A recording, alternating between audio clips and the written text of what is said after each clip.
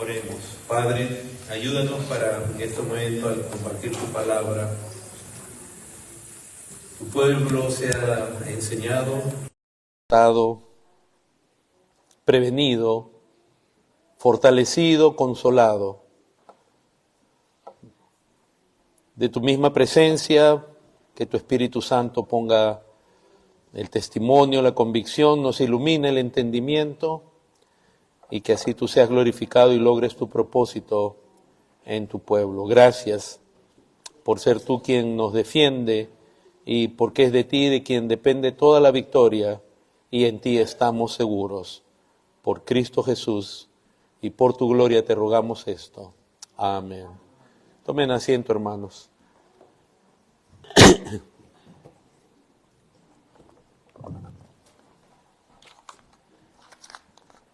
Acompáñenme por favor a la carta a los Romanos.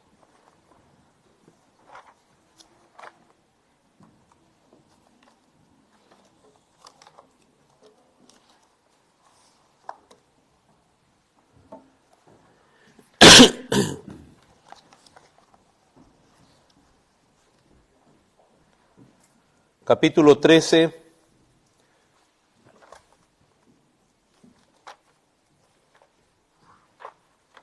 Dice así Dios por medio de su palabra. Romanos 13, versos del 1 al 7. Sométase toda persona a las autoridades superiores, porque no hay autoridad sino de parte de Dios, y las que hay, por Dios han sido establecidas. De modo que quien se opone a la autoridad, a lo establecido por Dios resiste, y los que resisten acarrean condenación para sí mismos. Porque los magistrados no están para infundir temor al que hace el bien, sino al malo. ¿Quieres pues no temer la autoridad? Haz lo bueno y tendrás alabanza de ella. Porque es servidor de Dios para tu bien. Pero si haces lo malo, teme, porque no en vano lleva la espada, pues es servidor de Dios, vengador para castigar al que hace lo malo. Por lo cual es necesario estarles sujetos, no solamente por razón del castigo, sino también por causa de la conciencia. Pues por esto pagáis también los tributos, porque son servidores de Dios que atienden continuamente a esto mismo. Pagad a todos lo que debéis, al que tributo, tributo, al que impuesto, impuesto, al que respeto, respeto, al que honra, honra. Amén. Esa es la palabra de Dios. Hermanos, queremos reforzar lo que este pasaje dice en cuanto a la relación del cristiano con el gobierno. Hace 2 semanas tocamos este punto, la semana pasada no pude venir por razón de salud, pero queremos reforzar lo que Dios dice en este pasaje con respecto a nuestra relación con el gobierno. Esta es palabra de Dios. Y para comenzar tenemos que comprender que cuando Pablo escribe esta carta a la iglesia en Roma, quien estaba en el poder y quien ejercía la autoridad, la mayor autoridad civil en el mundo en ese tiempo, en esa región, era el César romano, el emperador romano. O sea que cuando Pablo habla acerca de someterse a las autoridades, él no está hablando en el contexto de que, bueno, es una persona muy agradable quien nos gobierna, es un buen hombre, por eso sométanse. No, este era un hombre que era un pagano, adorador de muchos dioses, que él mismo reclamaba, concebía que tenía una conexión directa con la divinidad, y que, es más, en su momento él se torna en el primer perseguidor contra los cristianos, y Pablo, que escribe esto, va a morir a manos de este emperador. O sea que, de nuevo, esto que se escribe aquí no fue porque el gobernante de turno era una joya preciosa, sino aún con las características que tenía. Todavía Nerón no había caído, no había desembocado en la personalidad final con la que después él muere, es asesinado, porque él se transforma poco a poco en un ser que abraza unos vicios y una maldad que llega a considerársele como apodo la bestia en sus días, y que persigue de nuevo a los cristianos y los mata de una manera muy horrenda, los acusa de cosas falsas, etc. Entonces, este pasaje, hermanos, nos habla a nosotros los creyentes, y el énfasis que habla es el sometimiento a toda autoridad. Y se le llama toda autoridad superior, y dice porque no hay autoridad sino de parte de Dios. Hermanos, Dios es el único ser soberano. No hay nadie encima de Dios.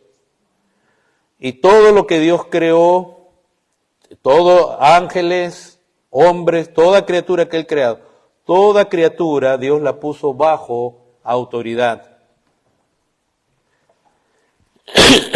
Aún en el huerto, antes del pecado, para que nadie piense que esto es solo consecuencia del pecado, Adán estaba bajo la autoridad de Dios. Dios le da mandamientos, Dios lo crea, Dios lo pone a él donde Dios quiere, y obviamente es un Dios tan glorioso, benévolo, tan bueno, lo pone en un huerto, le da talentos y le da mandamientos también. Es decir, el hombre estaba bajo la autoridad de Dios. Adán, aún antes del pecado, es establecido como cabeza en su matrimonio. Es después que Dios crea a la mujer, y es por medio de Adán que la mujer recibe las instrucciones que ella lamentablemente no abrazó de la manera que debía abrazar. Y Adán mismo termina rebelándose contra Dios por hacerle caso a su mujer. Entonces, la idea de la autoridad no es una idea ajena a la creación, ni solamente a consecuencia del pecado. Pero después, ya que entra el pecado en la tierra, la autoridad se comienza a ejercer primeramente a través de una estructura social que se llama patriarcado, que es decir, donde los padres de familia ejercían la autoridad sobre sus hijos y sobre sus descendientes. La humanidad se comienza a organizar en familias, digamos así, y ese relato lo tenemos en el libro de Génesis, con los descendientes de Caín, claramente, pero la humanidad comienza a multiplicarse mucho. Y en algún momento de la historia se comienza a hacer no desaparece el patriarcado, pero se comienza a formar una estructura mayor en el mundo que ya podemos nosotros definir como el gobierno civil, donde la autoridad ya no está basada en que alguien es mi abuelo o mi ancestro, sino que ella es una persona aún ajena de mi relación familiar, pero que se le comienza a reconocer autoridad sobre todos. Es decir, se comienza a pasar del patriarcado a otra forma de gobierno donde ya la relación familiar no era la que marcaba solamente la autoridad. El ejemplo de ello lo tenemos en Génesis. En Génesis 10,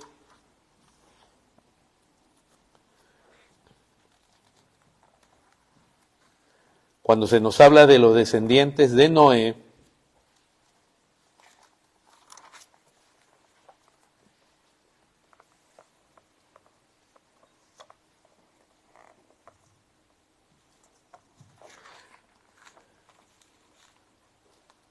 vamos a encontrar un personaje principal que en las Escrituras se menciona como el primer poderoso en la tierra.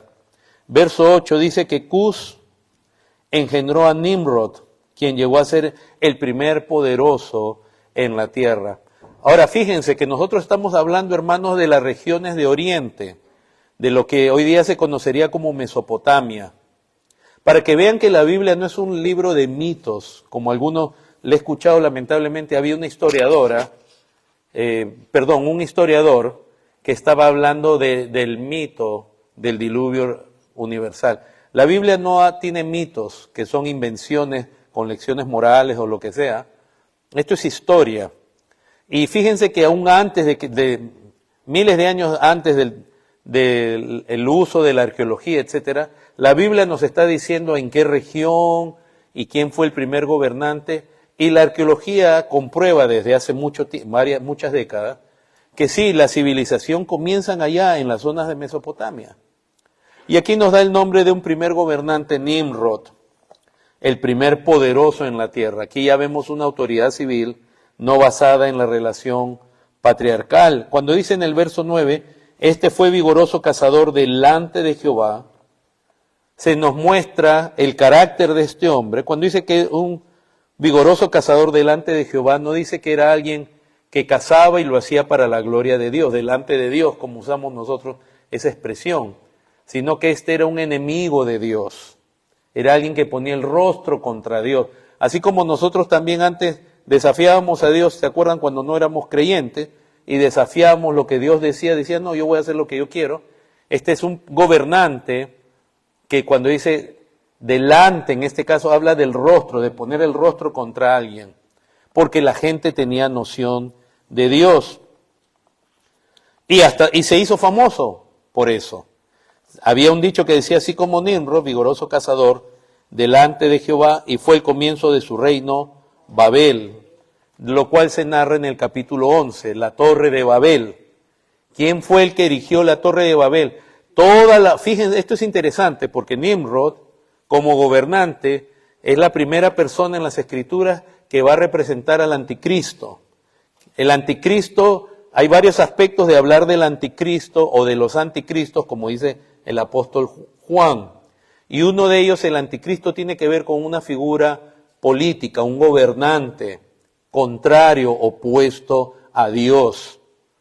Y Nimrod era eso, y él, toda la tierra tenía una sola lengua. Y se unen al liderazgo de este hombre para construir una torre que alcanzara el cielo. En la actitud de ellos de desafío contra Dios, Dios lo ve, Dios desciende y los confunde en su lengua. Y ahí nacen los idiomas, que de nuevo no es un mito. Todos los lingüistas modernos, todos, hasta el día de hoy, pueden llegar a la determinación que todos los idiomas que existen en el mundo, por lo menos han encontrado 3 vertientes originales. Imagínense. Ese es algo que la ciencia, cuando se escribió la Biblia, no había la lingüística. Y te está diciendo que Dios confundió todas las lenguas y así cesaron en la obra porque ya no se comprendían. Entonces este Nimrod era una figura como de un anticristo, un gobernante que es desafiante a Dios, como lo son muchos gobernantes de ahora, muy llenos de orgullo, de soberbia, desafiando a Dios y construyendo una civilización que dice vamos a alcanzar el cielo. Nosotros no necesitamos de Dios. Es más, ellos mismos, en el caso de Nimrod, desechan los materiales de la naturaleza que Dios había creado y ellos inventan el ladrillo, inventan otras cosas y con eso ellos quieren llegar hasta el cielo. Estas estructuras existen hasta ahora en Mesopotamia, los llamados zigurats. Ustedes van a ver construcciones de ladrillo que tienen el propósito de la adoración y que muchas han quedado olvidadas y parecen montañas de barro derretido porque el ladrillo se va deshaciendo, pero algunos han podido ser excavadas y ustedes pueden encontrar cuando gusten en el internet las referencias de estos zigurats.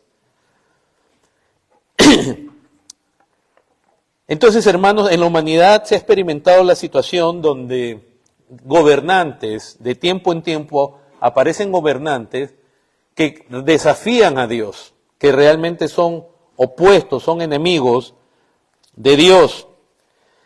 Pero en la historia el gobierno civil ha venido tomando distintas formas, ¿verdad? Por siglos, en Oriente, estos gobernantes comenzaron a tener la posición de un rey que tenía conexión con la divinidad, con la deidad. Miren, hermano, esto es interesante porque cuando Dios crea al hombre, Dios está en relación con Dios él mismo está en relación con el hombre y lo pone sobre el mundo, dice, lo pone sobre el huerto para labrar y guardar y sobre la creación toda para ejercer dominio sobre la creación, animales y todos. Y es interesante, si a usted le gusta la arqueología y la historia, y usted estudia acerca de los reyes antiguos, los reyes sumerios, acadios, asirios.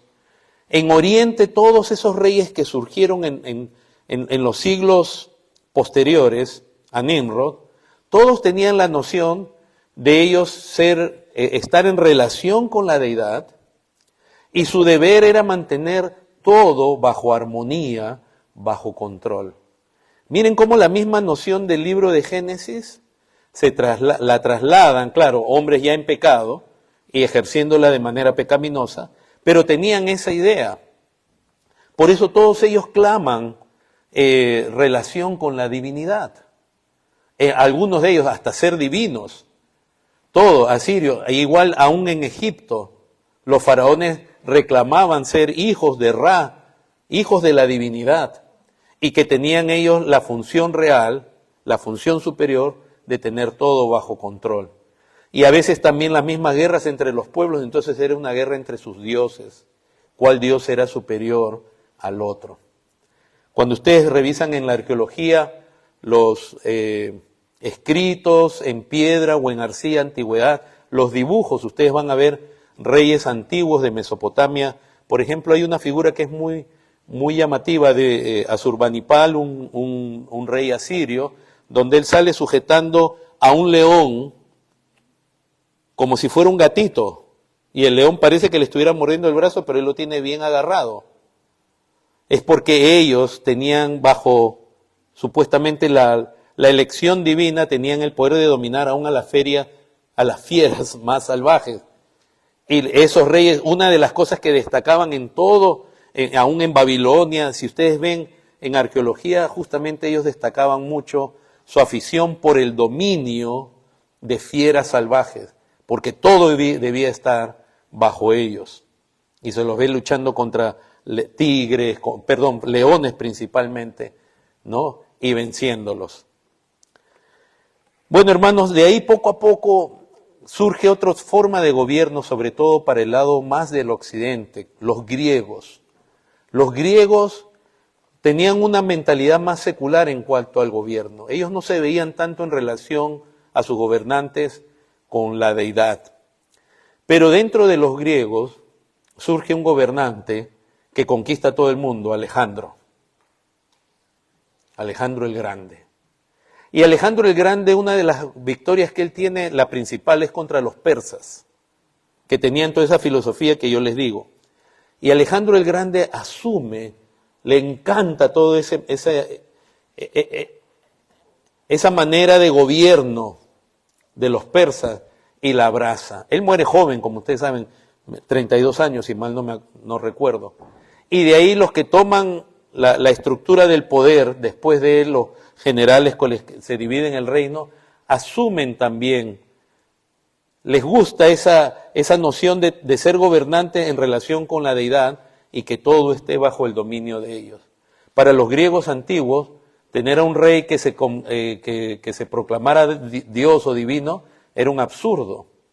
Y los griegos nunca se postraban ante un rey, pero ahora sí Alejandro hacía que se postren ante él. Nadie podía mirarle directamente a los ojos, todos tenían que humillarse. Y poco a poco eso evoluciona, llega el Imperio Romano, de paso el Imperio Romano llegan los imperios occidentales, y todo lo que vemos en el resto de la historia son monarquías, ya, reinos.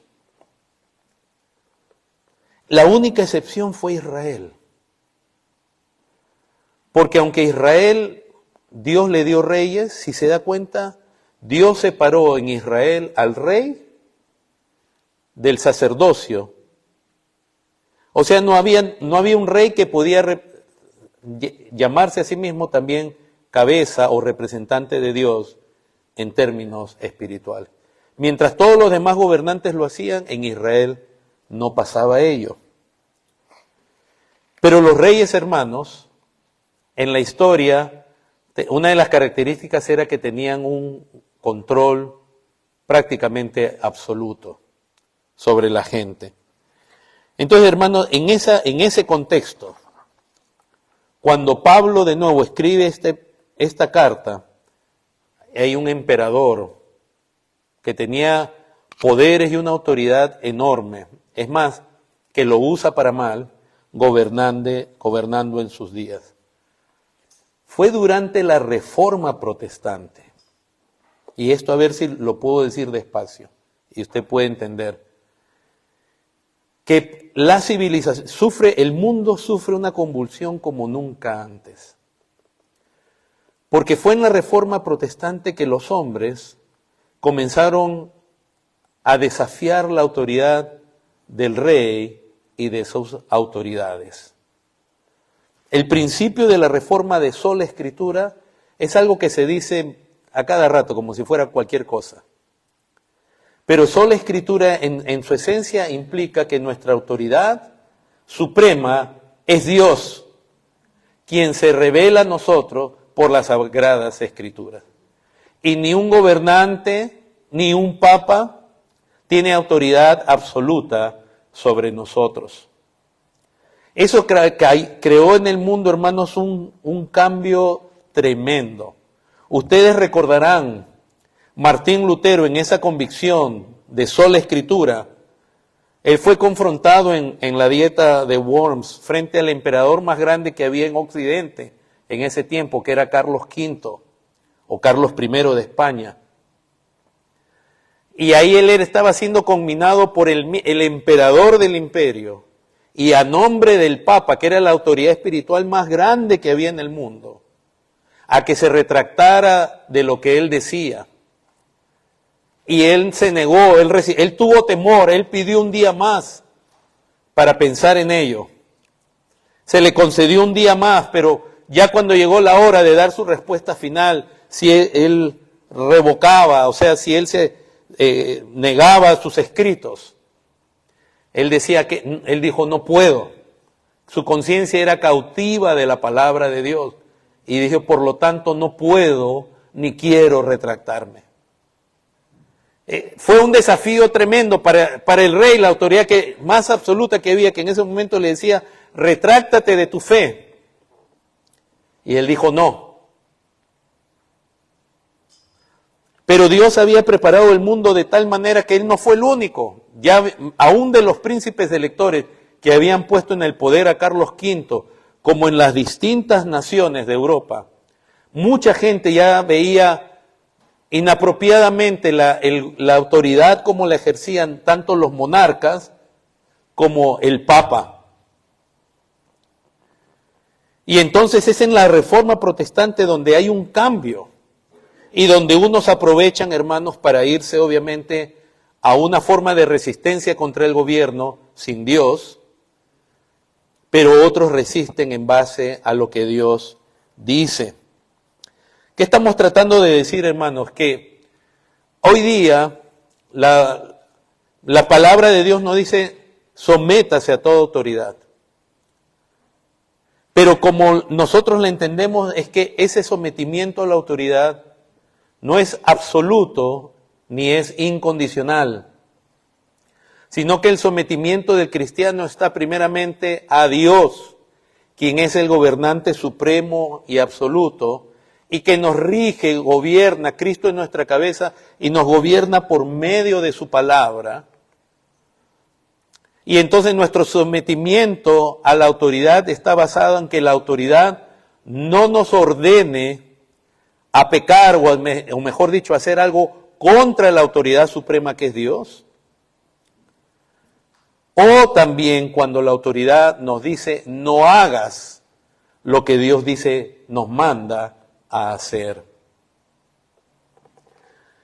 Todo eso que empieza en la Reforma, hermanos, en el puritanismo inglés, se va acrecentando, se va aclarando. Recuerden, el movimiento puritano, que eran los creyentes reformados en Inglaterra, ellos sufren persecuciones de varios reyes.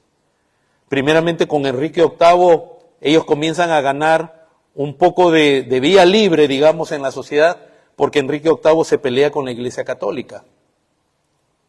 Pero cuando muere Enrique VIII viene su hija María, conocida como María Sangrienta, católica hasta el hueso, y comienza a perseguir a los cristianos y mata a muchos, los tortura.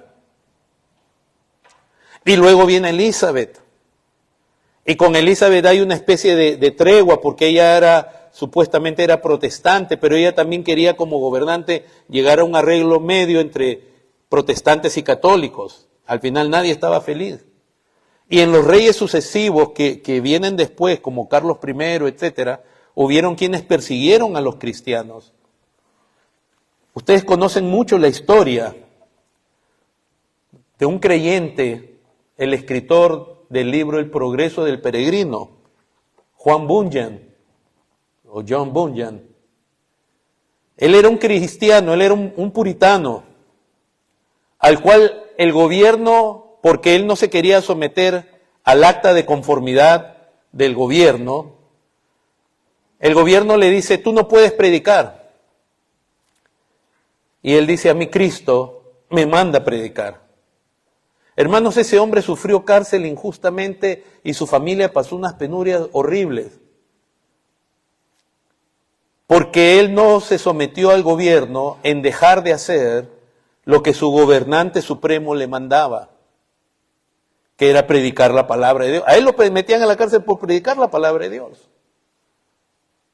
Y me parece que, no sé si fueron 8 o 10 años, pero su familia en abandono, hermanos, en sufrimiento tremendo, extremo.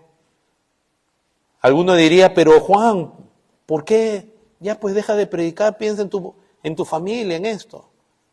Pero esos eran otros creyentes, los creyentes que vemos en el Nuevo Testamento.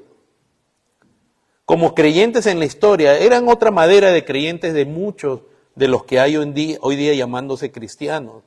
Ellos eran cristianos que tenían en claro quién era su Señor.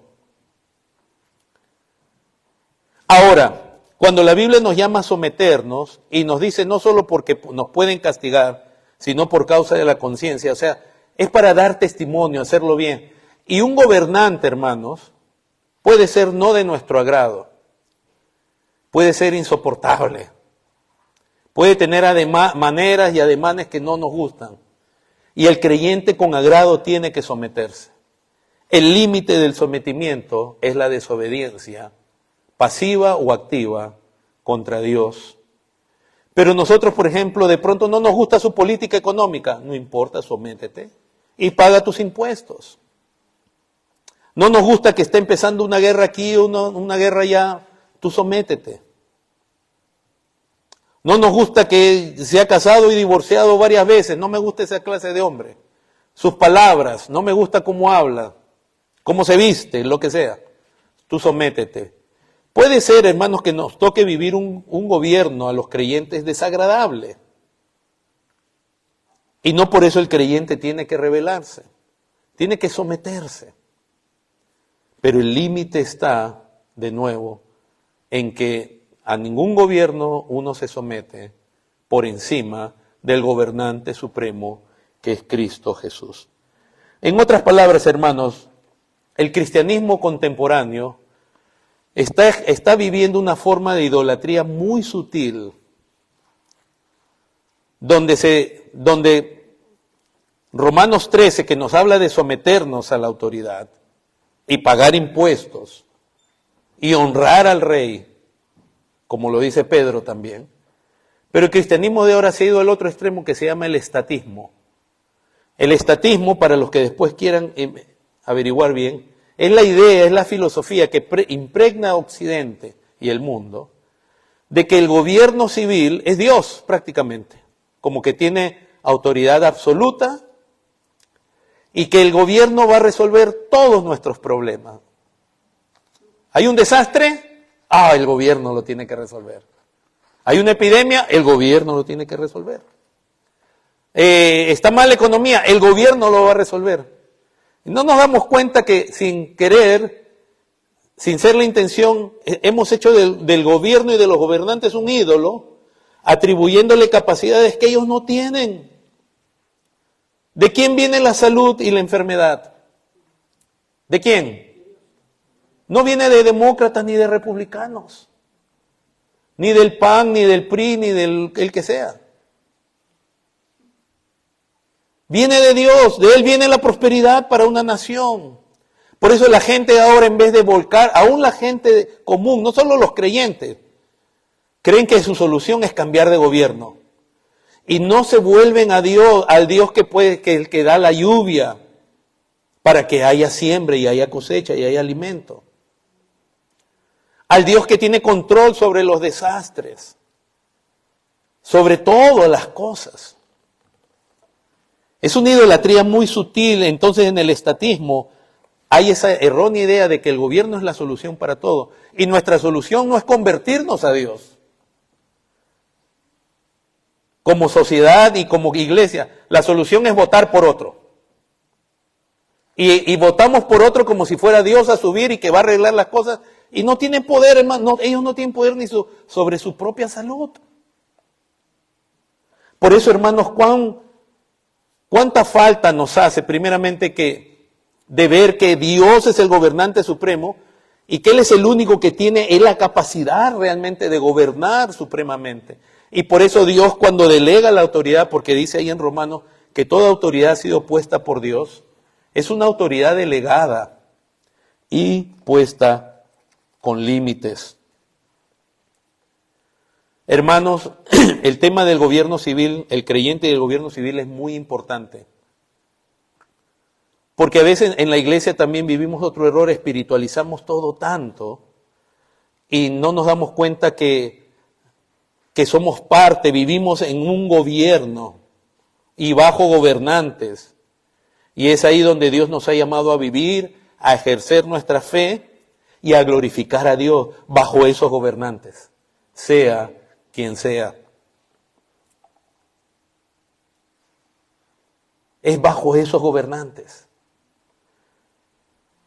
Hay a veces, aún leemos la Biblia y la espiritualizamos tanto que nos desconectamos de lo que tiene que ver con el gobierno. Por ejemplo, en la Escritura, hermanos,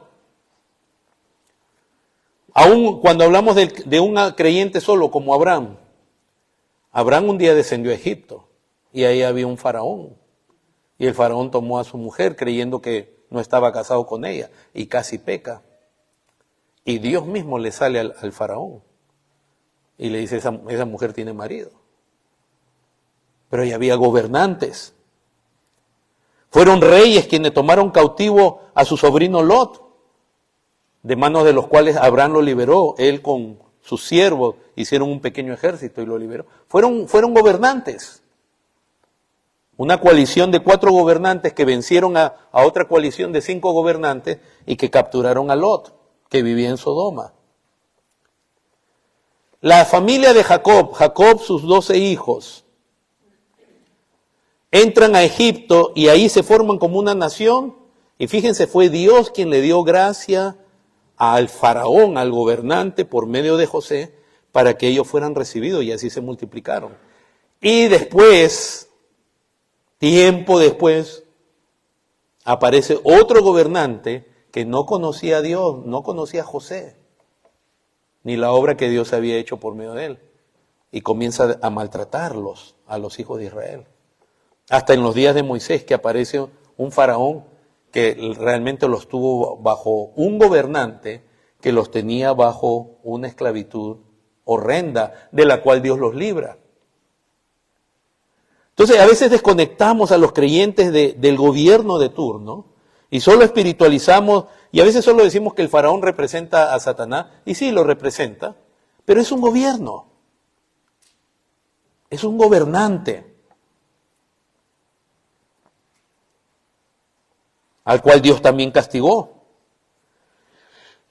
David, por ejemplo, fue perseguido por el rey de turno, por Saúl, quien quería su vida, quería matarle, al cual él culpaba por sus propios fracasos.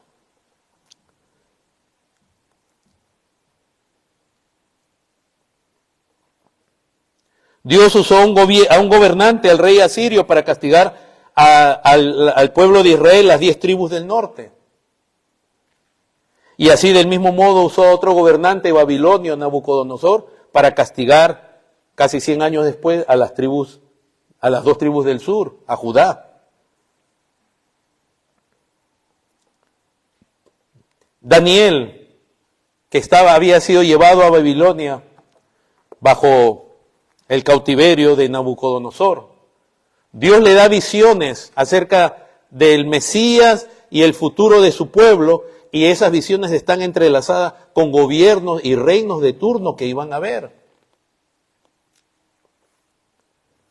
y principalmente Dios anuncia en las Escrituras un gobernante eterno que iba a nacer de una virgen, cuyo reino no tendría fin. Y como digo, a veces espiritualizamos tanto el Evangelio que nos olvidamos que nosotros proclamamos a Cristo como ¿qué? Como Señor. El Evangelio es proclamar a Cristo como Señor y mandarle a los hombres que se arrepientan de su rebelión contra Él, que en esencia es una rebelión espiritual que se manifiesta en todas las áreas de su vida. Y nosotros decimos que Jesús, Yeshua, el Hijo de Dios, Él es el Rey, decimos que Él es la cabeza de la iglesia. Nosotros no estamos acá proclamando actualmente que Jesús es solamente un buen Salvador. Él es el Rey. Si uno confiesa a Jesús como Señor y cree en su corazón que Dios le levantó de los muertos, es decir, cree en la obra expiatoria de este gran Rey, será salvo. Cuando vinieron los sabios de Oriente dijeron, ¿dónde está el Rey de los judíos que ha nacido? Entonces, hermanos, la iglesia tiene que despertar a la realidad que nuestro Señor es Rey, es gobernante de este mundo. No es que va a ser, Él es. Todo le pertenece a Él, este mundo es de Él. Y aunque nosotros nos sometemos a las autoridades de turno, con agrado, con sumisión y damos buen ejemplo, nosotros actualmente tenemos un Rey que está por sobre todos ellos, Cristo, a quien se le llama Rey de Reyes y Señor de Señores. Sobre los presidentes y sobre todos los que hay. Todos ellos son como nada, las naciones, los reyes, son como nada en las manos de Dios. Nosotros no le tenemos temor a los gobernantes humanos. Oramos por ellos, por su salvación y para que tengan sensatez y tengamos tiempos de refrigerio, donde el Evangelio pueda ser predicado. Pero hermanos, muchas veces en la historia, los gobernantes se han vuelto en contra de aquel mismo que les da la autoridad, aunque ellos no lo conozcan. Toda autoridad, hermano, civil que existe, viene de Dios. Hablamos de presidentes, puede ser los reyes que todavía existen, que la mayoría tienen su reino, ya no es como antes absoluto, excepto algunos reinados en Oriente, que tienen otros nombres como sultán, etc. Alcaldes, congresistas, ministros o secretarios, como se les llama. ¿Qué tal la policía? Por eso el creyente, cuando un policía le para, el creyente tiene que mostrar el mejor respeto y mejor conducta. Las dos últimas veces que he tenido yo una situación que resolver con algún policía de tránsito, etcétera, uno era un muchachito, jovencito, no un niño, pero era un joven. Igual, él se merece todo el respeto por ser policía, la manera que se le habla.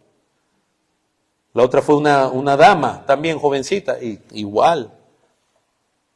Porque solo los creyentes podemos aprender y practicar lo que aquí se nos manda, el sometimiento. No dice, no esperes a que te sometan. Pero en la cultura que vivimos, hermanos, se menosprecia todo eso, no esperamos otra cosa. Hasta pasan con orgullo videos la gente de cuando se ponen respondones con la policía, se ponen de tú a tú con la policía, y lo peor que está pasando, y que vamos a entrar en más detalles, lo mencionamos la vez pasada, es que las autoridades ahora, en vez de cumplir su función, particularmente la que se dice en Romanos, porque la función del gobierno civil está en todas las escrituras, Antiguo y Nuevo Testamento, pero la función que se enfatiza en Romanos 13, que es la de castigar al malo y promover el bien, las autoridades de ahora que tenemos impías, muchas de ellas, lo que hacen es más bien recompensan o dejan sin castigo al malo y al que hace lo bueno lo castigan. Entonces ahora hasta los policías tienen miedo. Vi un video de un tipo parado estacionado frente a una bomba de agua para incendios. en una zona que decía no prohibido, y viene el policía y se pone de tú a tú, y ellos ya saben, porque eso se inculca, de que por el color de su raza, si el policía se pone bravo con él, después tenemos marchas y protestas, es que era de ese color, y entonces y está violando la ley, y no le da la gana, y se ríe y se burla. Entonces el respeto a la autoridad, pero no hay como los creyentes, y creo que fue Justino Mártir, el mismo que hablaba de, cuando él se dirigió a la autoridad, él decía de los creyentes que no hay mejores ciudadanos que los cristianos. A pesar que nuestro sometimiento no es incondicional, pero nosotros no andamos respondiendo, ni desobedeciendo. Nosotros nos sometemos a la autoridad, a menos que nos mande a desobedecer a Dios, ahí sí no podemos. Y eso pasa en todo nivel, aún en la familia, un hijo o una esposa, si el esposo le dice, haz algo y es pecado, la esposa con todo el dolor de su corazón le tiene que decir que no puedo. Entonces, hermanos, ahora, ¿cómo entender que Dios ha puesto las autoridades? Porque de pronto miramos a una autoridad y decimos, este hombre es un perverso. Este hombre apoya el homosexualismo, apoya el aborto, que es lo peor que puede hacer un gobernante y una nación, es apoyar la muerte, sobre todo de inocentes, que son los niños. En la mañana en la escuela dominical hablábamos de los cananeos. La razón principal porque ellos fueron de abominación a Dios y Dios le mandó a Israel que los erradicara de la tierra, es porque ellos practicaban el sacrificio de niños. Y este país lo viene practicando ya más de 50 años. ¿Qué creen? ¿Ustedes creen que, hermanos, esto que vivimos es de cristal? Ustedes dicen, oh, qué gran nación. Es lo que en la misma Biblia muchos gobernantes dijeron, qué gran imperio he hecho, o se decía de ellos, qué gran nación, hermanos, y para Dios no toma nada traérsela abajo. Pero ahora tenemos gobernantes impíos. Recuerden que en los requisitos para ser gobernante, porque este es el gobierno de Dios a través de hombres, muchos de ellos ni lo conocen, muchos son de otras religiones, muchos no saben de esto. Pero Dios decidió que aún los hombres pecadores estén bajo autoridad. Y en las formas de gobierno distintas que hay, monarquía, democracia, Dios está gobernando. Y Dios inclina el corazón de los gobernantes a donde Él quiere. El corazón de los reyes está en la mano de Dios. Así es, hermanos. Y cuando un gobernante se muestra soberbio con Dios, Dios lo entrega a la maldad para que haga cosas aún, como en el caso de Nerón, hermanos, que les digo sinceramente, a veces ni los animales harían. O cosas totalmente irracionales. Sin sentido. ¿Cómo Dios entonces gobierna a través de los gobernantes? Para entender eso, hermanos, tenemos que mirar bien, sobre todo las confesiones de fe históricas reformadas. Nos muestran claramente, y particularmente cuando se habla del decreto de Dios y de la providencia divina, ahí tenemos una mejor idea entonces, cómo Dios gobierna a través de personas que a veces hasta son enemigos de Él. Solamente recuerde que quien puso Faraón en los días de Moisés fue Dios. Y Dios dice, te he puesto para glorificarme en ti, para glorificar en ti mi poder. O sea, Dios pone aún a sus enemigos en el gobierno. Para Dios cumplir sus propósitos, para Dios ser glorificado. Cuando se habla del decreto de Dios en la Confesión Bautista de Londres de 1689, se dice, Dios ha decretado en sí mismo todas las cosas, todo lo que sucede. Hermanos, todo lo que está pasando en la humanidad no es accidente, no es casualidad. Todo Dios lo ha determinado y va a cumplir el propósito de Dios. La historia de la humanidad es la historia de Dios obrando, es la historia del plan redentor y de su soberanía. Todo Dios lo ha decretado en sí mismo. pero lo ha hecho de tal manera, dice, que no es el autor del pecado, ni tiene comunión con nadie en su pecado, ni tampoco ejerce Dios violencia sobre la voluntad de las personas, ni tampoco elimina la libertad o contingencia de las causas secundarias. ¿Qué significa eso? Que Dios gobierna aún a través de hombres impíos y Él no los hace pecar. Él no los tienta, Él no es tentado por el mal, ni Él tienta a nadie. Pero de lo que hay en el corazón de los hombres, Dios los entrega a eso y con eso mismo Él se glorifica. Cuando el Señor Jesús fue asesinado, recuerden, eso fue determinado por Dios aún antes de la creación del mundo. Y quienes lo condenaron a la muerte y ejecutaron la muerte eran los gobernantes de turno, el Sanedrín, que tenía el gobierno civil y religioso de los judíos, y los romanos, que eran los únicos que estaban por sobre el Sanedrín y que eran los únicos que podían ejercitar la pena de muerte. Pero todo eso fue determinado por Dios, pero Dios no le dijo a Pilato, ni hizo que Pilato se lavara las manos.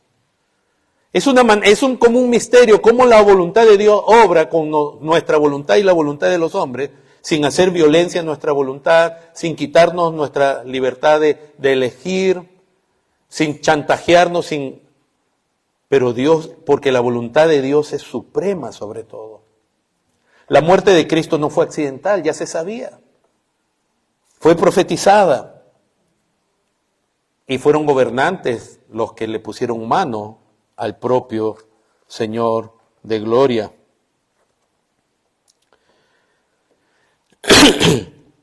Dice así: a otros se les deja actuar en su pecado para su justa condenación y para alabanza de su gloriosa justicia.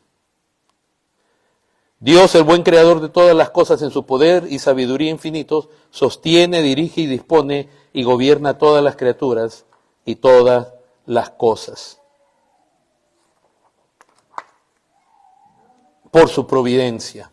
Él hace uso de medios, sin embargo es libre para obrar sin ellos, por encima de ellos y en contra de ellos, según le plazca. Hermanos, nuestro Dios es soberano. Y los gobernantes debieran entender eso, por eso debemos orar por la salvación, como se nos dice en 1 Timoteo capítulo 2, de los que están en eminencia.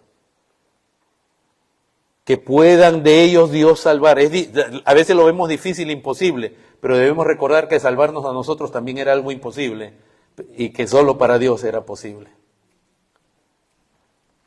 Y hace bien un gobernante cuando, aun si no es creyente verdadero, se reconoce y se humilla ante Dios, como fue el caso de Nabucodonosor. Pero Nabucodonosor, él fue el líder del imperio quizás el más grande de Oriente. Hay una discusión si fue el de él o el de Asurbanipal, etcétera.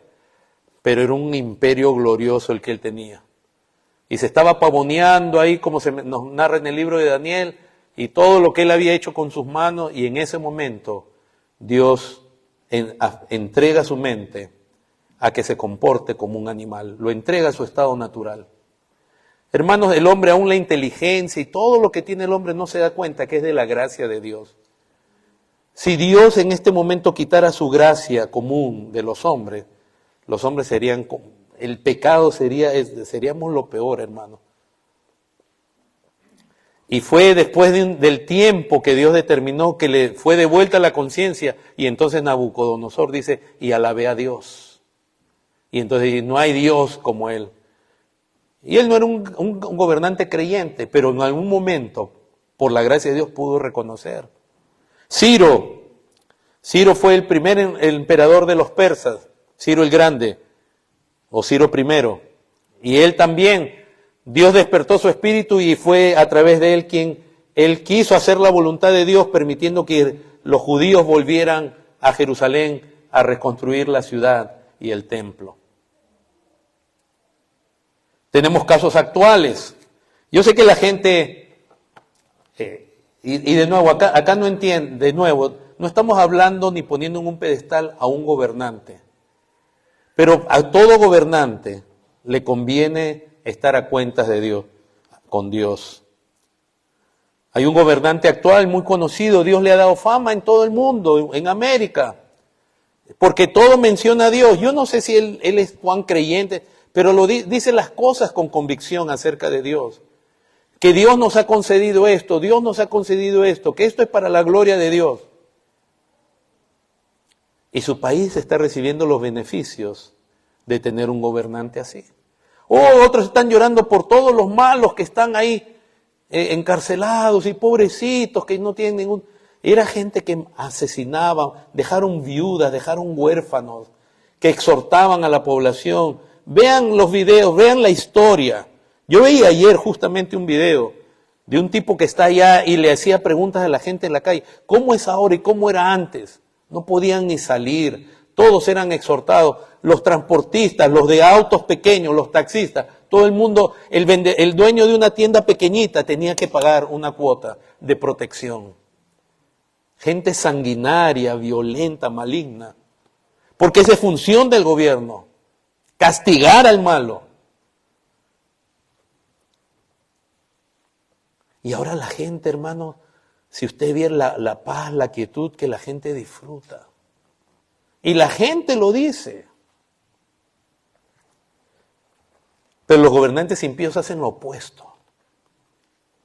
Y la gente, el pueblo, sufre.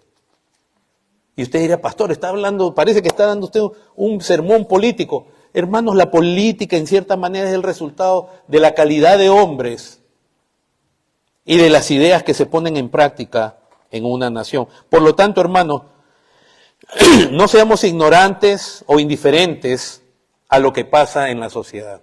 Los creyentes tenemos que conocer quién está gobernando, qué políticas hay.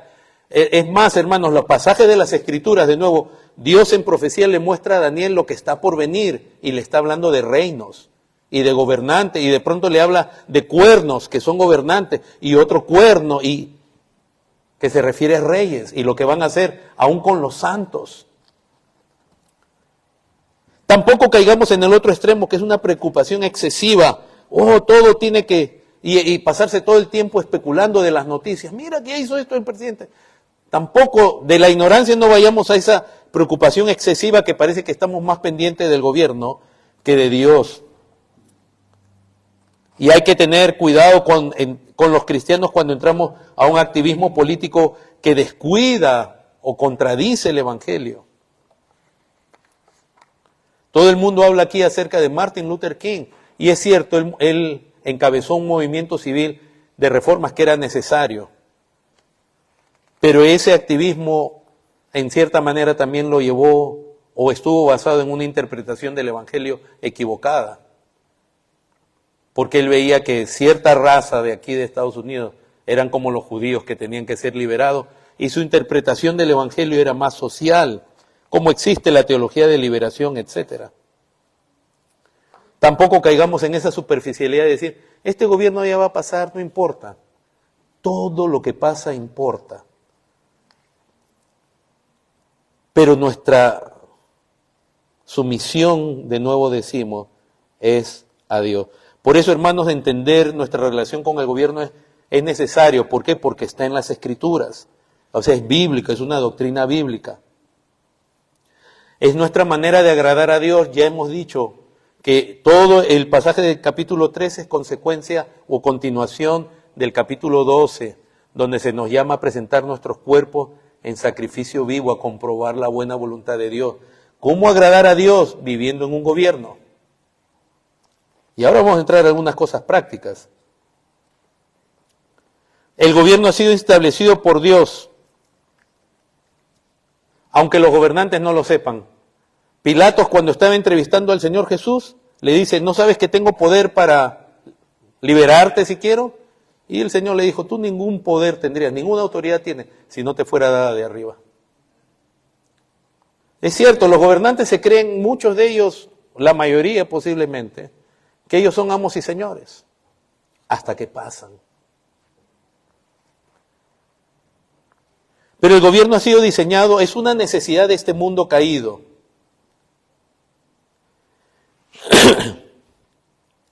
Y la autoridad desde el punto de vista es servidor de Dios. Por eso en Romanos se usa la palabra diáconos, como el diácono de la iglesia. Es un servidor, está sirviendo a Dios. Y lo está haciendo como o voluntariamente o como un enemigo. Porque Faraón también fue servidor, fue útil a Dios en sus propósitos, pero como un enemigo y sufrió las consecuencias. Pues lo mejor es que un gobernante realmente busque a Dios. Honre a Dios. Dicen en Primera de Pedro, capítulo 3,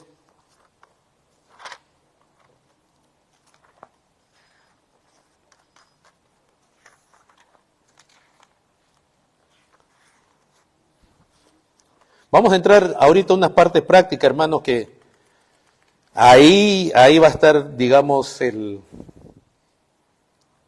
se va a ver si, como dicen los gringos, si la rueda toca el pavimento. Pues estamos volando ahorita en doctrina y diciendo, sí, qué bonito, pero ahora nos toca a nosotros. Nosotros somos la generación presente que vive bajo un gobierno con ciertas características. ¿Cuál es nuestro deber entonces como cristianos? ¿Qué debemos hacer?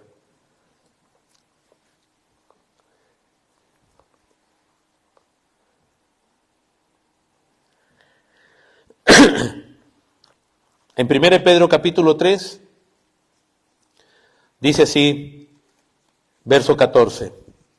Mas también si alguna cosa padecéis por causa de la justicia, bienaventurados sois. Por tanto, no os amedrentéis por temor de ellos, ni os conturbéis. Hermanos, el creyente no tiene que tener temor de los hombres, ni de los gobiernos. Nosotros no somos desafiantes, ni malcriados, pero no debemos tener temor.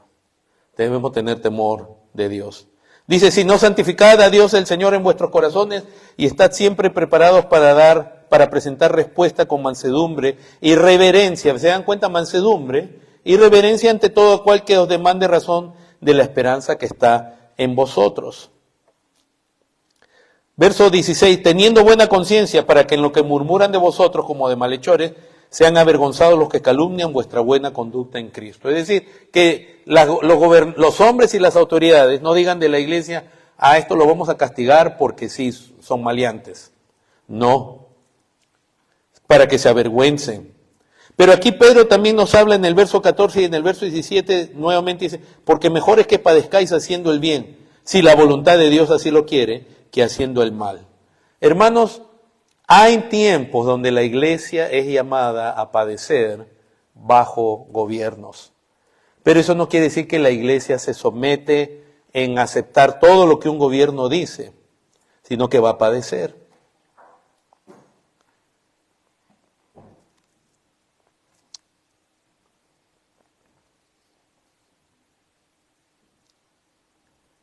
Y lo que debemos es estar preparados para dar defensa de nuestra fe, para decir qué es lo que creemos, por qué creemos en Cristo, qué es el Evangelio, por qué hacemos lo que hacemos.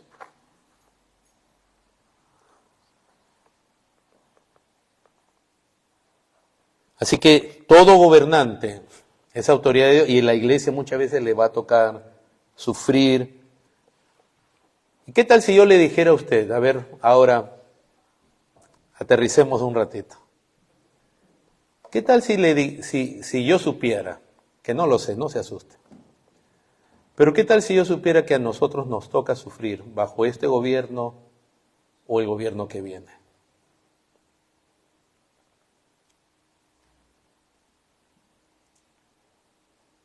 ¿Estaríamos dispuestos a sufrir por causa de Cristo?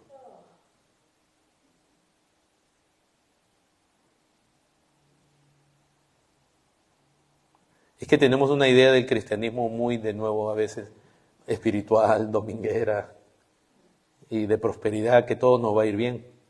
Pero no, ser creyente es ser creyente en Cristo y estar firme en Cristo. Entonces, hermanos, acompáñenme rápido a Apocalipsis 20. Hoy tenemos almuerzo en la congregación, así que no se preocupe si con hambre se come más rico.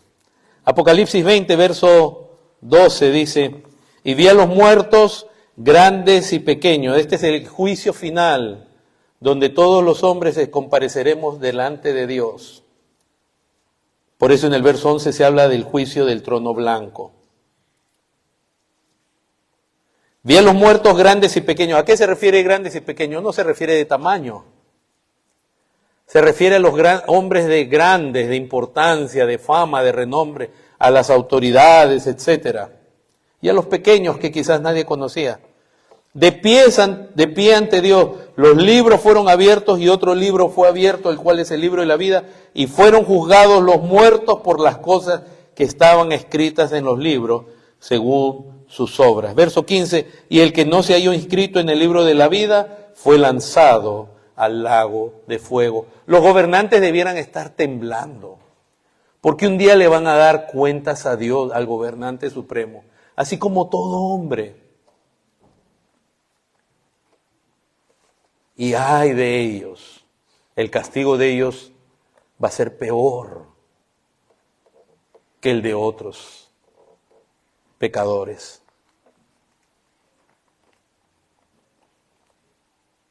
Entonces en el poder Dios pone creyentes o no creyentes, pero todos deben someterse a Dios.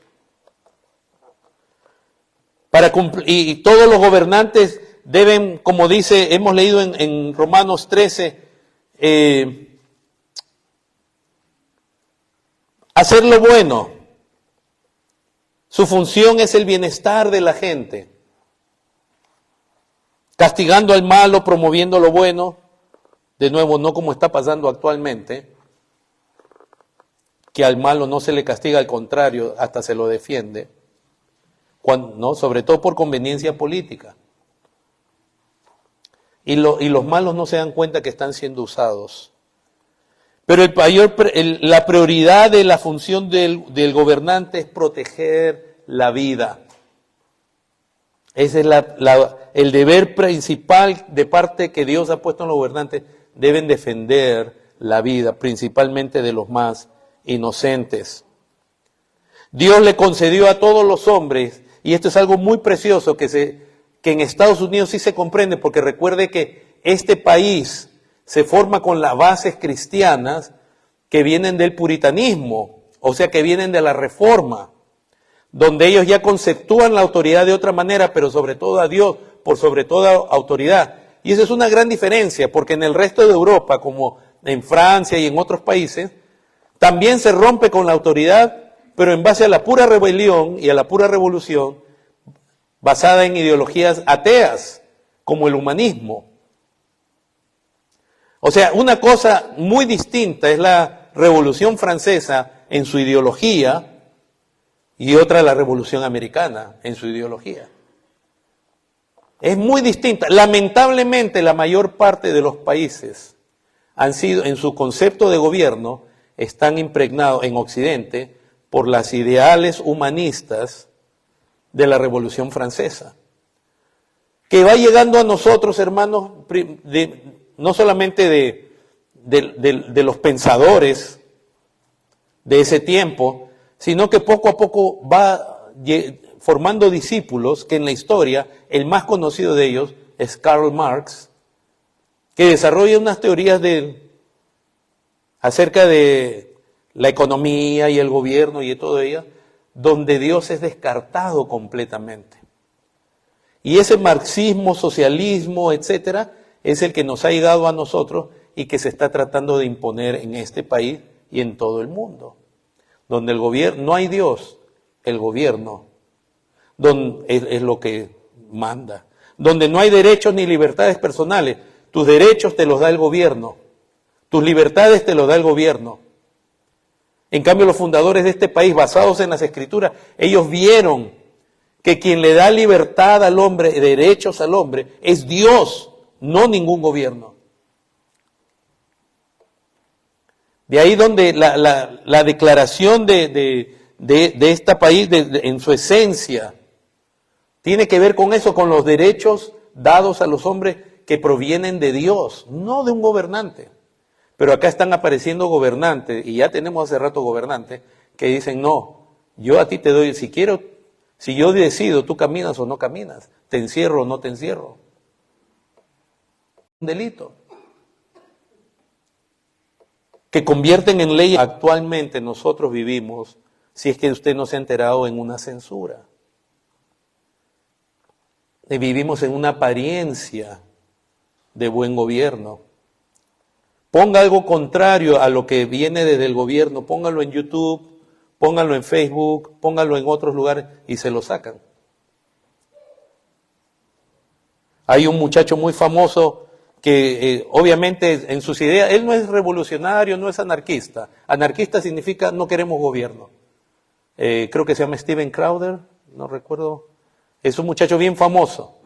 A ese muchacho lo cortaron de YouTube por hablar en contra de las políticas del gobierno. Y lamentamos que la iglesia siga todavía usando esos medios donde no hay libertad de expresión, porque es lo más fácil. Creo que el punto, el clímax más alto que ha vivido el estatismo recientemente ha sido de nuevo con lo del COVID, donde tú no podías ni viajar. En muchos países, hermanos, en mi país, la gente no podía comprar comida si no mostraba el carnet de vacuna. Se lo pedían al entrar a una tienda, no podías comprar. Donde tú no podías viajar, recuerden, a este país no se podía viajar si no tenías tantas vacunas y no eras ciudadano. Pues la gente lo toma, hasta lo celebra a veces, no se dan cuenta de lo que está pasando. Donde a los médicos y enfermeras, si no cumplían esa imposición injusta del gobierno, los botaban a la calle. Pregunten por qué la mayoría de los médicos y enfermeras se han vacunado, y es por temor, porque si no, no podían ni estudiar ni hacer nada. Y no nos damos cuenta y lo aceptamos y lo celebramos todavía. Y usted dirá, ¿cómo es posible, hermanos, que pase esas cosas? Pero se supone que si la autoridad comete un error y un abuso, se supone que los mandos medios y la policía debiera decir, no vamos a obedecer. No es así. Acá yo tengo la noticia, hermano. En Escocia, una familia americana que vivía allá, llega la gente de los servicios de protección al menor en Glasgow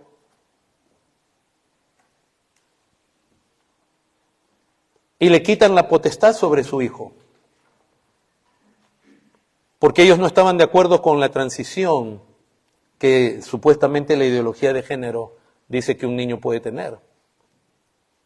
Y se lo quitan, y es la autoridad. ¿Cómo la autoridad? Se supone que debiera decirle a la autoridad, oiga usted, eso de la ideología de género es contra Dios, es un absurdo, es una tontería de la más grande. Y la policía debiera hacer como hizo correctamente en el caso en California, por ejemplo, cuando en la iglesia, en Grace Community Church, ellos decidieron, cuando salió lo del COVID, ellos pararon por 2 o 3 semanas, porque es verdad, a todos nos decían que era un virus que mirando nomás ya matabas a otra persona. A todos nos decían eso. ¿Se acuerdan o no se acuerdan? ¿Se acuerdan que la ropa, teníamos nosotros, conocemos gente que, hermano, llegaba a su casa y tenía que desnudarse, bañarse, en la ropa. Se decía que si uno usaba un baño público, se contagiaba uno en el baño público, al agarrar algo. O sea, era un pánico por todos lados.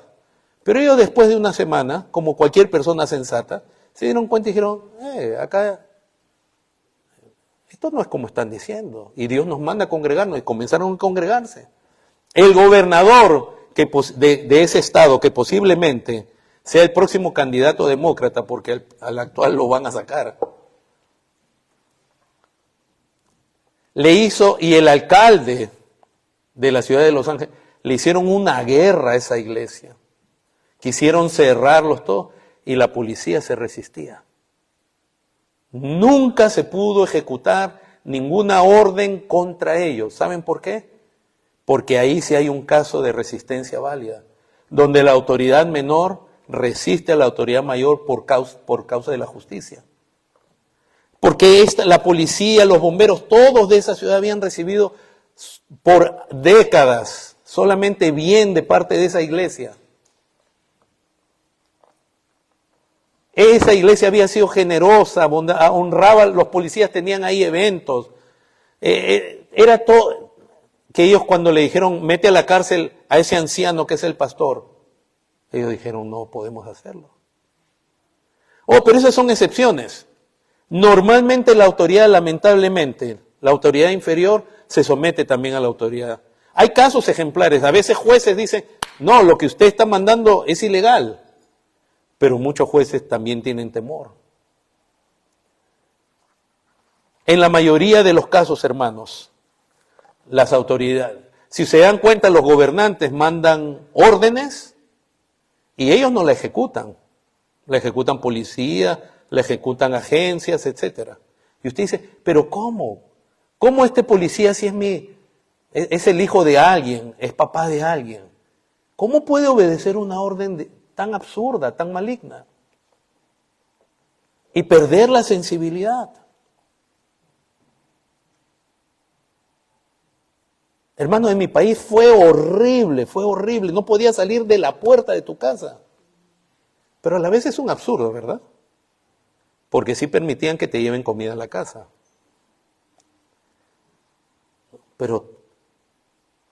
Y el caso muy famoso en mi país fue de un hombre que sacó a su perrito a pasear afuera para que haga sus cositas. Y la policía lo ve. Está en la puerta de su casa cruzando la calle, ahí donde hay un parque, y la policía le cae encima. Y él dice, yo vivo aquí, perdonen, ya no lo vuelvo a... Y la policía todo, no, le cae encima. ¿Por qué, hermanos? Porque tenemos que entender que el día, y esto, a ver, yo estoy terminando. Hermanos, el día que una autoridad impía comience a ejercer de esa manera sobre una nación, hay mucha posibilidad de que usted vea las cosas más atroces ejecutadas por gente que usted diría, ¿cómo es posible? Un ejemplo, y así estamos terminando, cerrando. Cuando Hitler subió al poder en Alemania, ya la gente sabía, porque él había escrito un libro que se llamaba Mi lucha, Mein Kampf. Y en su lucha él decía, señalaba a qué apuntaba. Y él venía proclamando que los judíos eran un problema.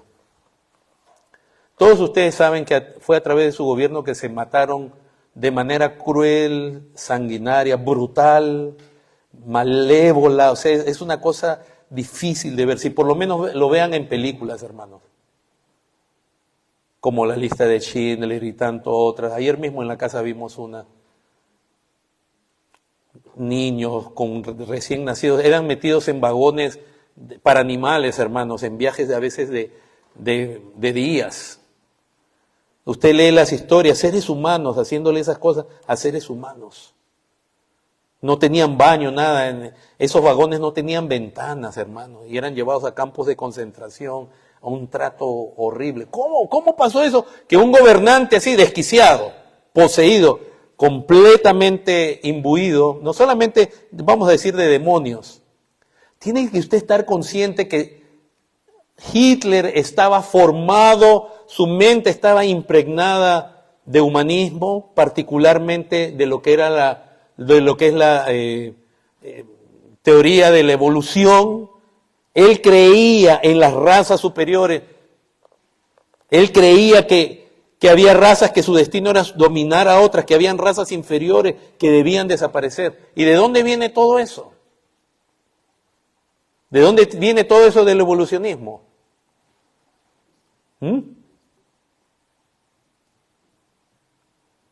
Y otras ideologías que él tenía. El evolucionismo se enseña en nuestras escuelas después que han muerto decenas, cientos de millones de personas. Bajo la mano de líderes impregnados de marxismo y de evolucionismo. Y eso se sigue enseñando. Y se celebra. Pero el punto era esto. ¿Y cómo Hitler llegó a hacer eso?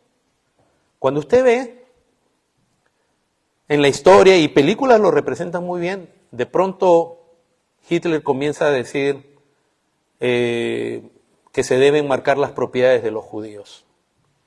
Hermanos, los judíos eran alemanes. Es como que usted y yo seamos vecinos del mismo barrio y simplemente yo sepa que usted es de México, ¿no? Y entonces comenzaron a marcarlos, comenzaron a prohibir que no les compren, les comenzaron a romper los negocios. ¿Y saben qué hacía el resto de las personas, de los alemanes? Lo primero que pasa es la indiferencia.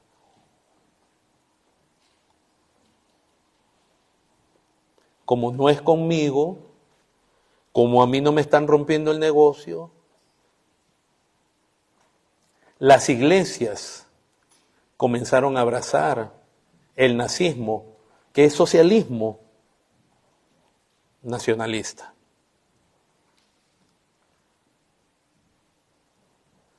¿No creen ustedes que los alemanes comenzaron a ver cuando se llevaban a los judíos? Se los llevaban presos a sus vecinos, con los cuales sus hijos habían jugado. Pero todos, no solamente comenzaron a tener indiferencia y temor, no opinaban, sino que después, hermanos, para matar a esos judíos, tenía usted que usar a la gente. ¿Cómo gente que era padre de familia, vecino, terminaron ejecutando o participando en la persecución y en la muerte de tantos judíos inocentes? Esa pregunta, hermanos, se le hicieron mucho, sobre todo psicólogos, psiquiatras, sociólogos, después de la Segunda Guerra Mundial. ¿Cómo es posible que una nación se haya metido ciegamente a seguir a un líder? ¿Se acuerdan? A un desenfreno. ¿Cómo es posible eso? Algunos hicieron hasta experimentos. Hay un experimento muy conocido que se llama el experimento Milgram,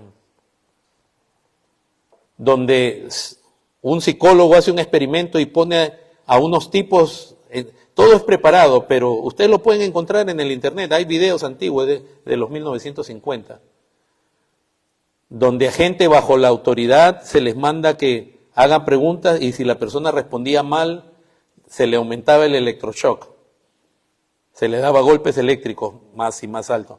La persona era un actor, pero gritaba como si le doliera. Pero entonces la pregunta es, ¿por qué la persona sigue torturando a otras? Pidieron por el periódico gente, voluntarios, para pagarles algo, y una persona con imagen de autoridad les decía a ellos, bueno, esto es lo que hay que hacer, y usted tiene que ver la cara, porque están los videos, la cara de los que torturan a los otros por no responder bien, y cómo luchan y todos, pero la autoridad se sigue imponiendo, usted lo tiene que hacer, esto es necesario. Y se usan palabras y la gente, algunos pocos, y era gente común, algunos pocos renuncian, pero los otros siguen torturando, aunque ellos no sabían que era una actuación. Y así se hicieron otros experimentos. Hermanos, Dios nos dé un buen entendimiento acerca del gobierno. Nosotros no somos revolucionarios. Nosotros, Dios nos llama a someternos, a ser buenos ciudadanos, pagar nuestros impuestos, porque el César está trabajando a tiempo completo en eso. Pero no nos olvidemos que entre los gobernantes, ya en las mismas escrituras, como Nimrod, ha habido varios anticristos. Ha habido varios gobernantes que han tenido un desafío contra Dios, y ni qué decir, el Salmo 2 lo expresa mucho más. Que Dios nos ayude, hermanos, para que nos libre de opresores, de dictadores. Pero crean que los que están ahorita bajo esa clase de dictadura, como en Corea del Norte y otros lugares, ellos jamás se imaginaron, y ahí hay cristianos. Y que Dios nos dé entendimiento, pero sobre todo esperanza, porque nuestro Rey de Reyes y Señor de Señores viene pronto. Amén. Les invito a ponerse en pie. Pastor Escobar, hermano Evelio, acompáñenme por favor.